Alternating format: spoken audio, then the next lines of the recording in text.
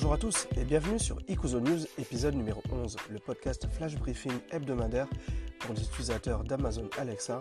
Toutes les infos, jeux vidéo, divertissement, high-tech et manga en quelques minutes.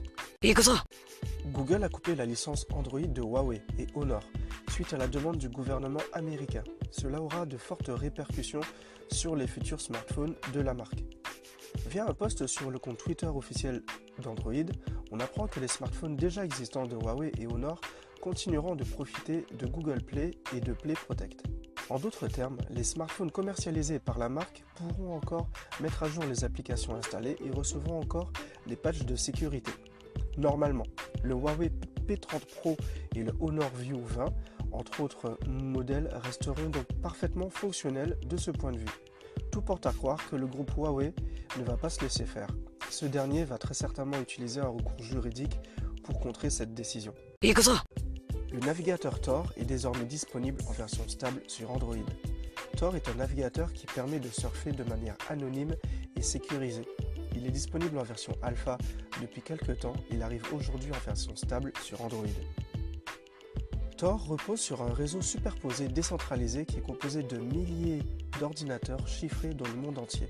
Votre navigation va passer de nombreux nœuds du réseau avant d'arriver à sa destination finale. Cela permet de vous offrir l'anonymat tout en chiffrant vos communications. C'est comme un VPN. Existe aussi la censure et autres restrictions géographiques. Si vous êtes intéressé, direction le Play Store. A noter que Tor n'est pas encore disponible sur iOS. À partir du mois de septembre, votre smartphone remplacera les tickets de métro. On en parle depuis un moment et cela devrait être enfin disponible très bientôt. La dématérialisation du ticket de métro. En septembre prochain, il sera donc possible de se servir de son téléphone pour prendre le métro plutôt que d'acheter un ticket.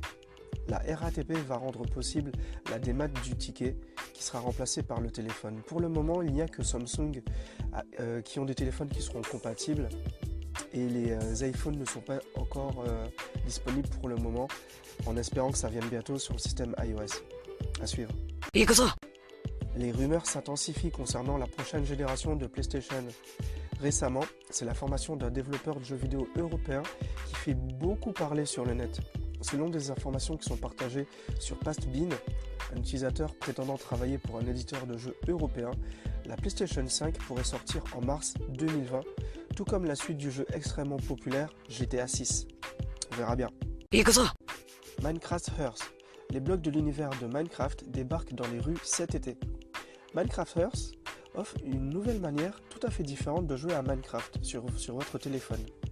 Mais il reste quand même fidèle à l'univers de la franchise. Le jeu a été développé avec le même moteur, Bedrock. Les joueurs ne seront donc pas trop dépaysés des éléments qui seront proposés.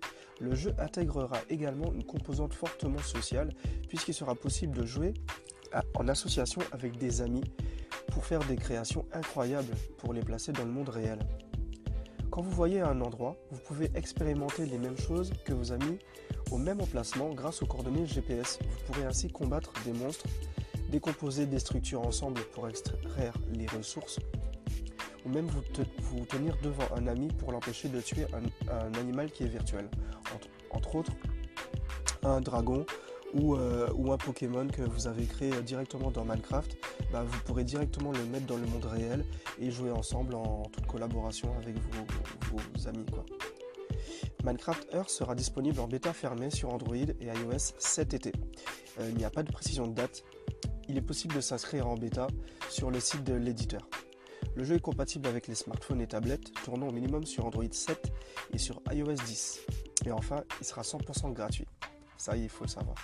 C'est donc un cadeau réservé aux 90 millions de joueurs actifs de Minecraft à l'occasion des 10 ans du jeu. Excusez-moi, je suis un peu malade. Sur ce, je vous souhaite une bonne semaine. À la prochaine. Ciao.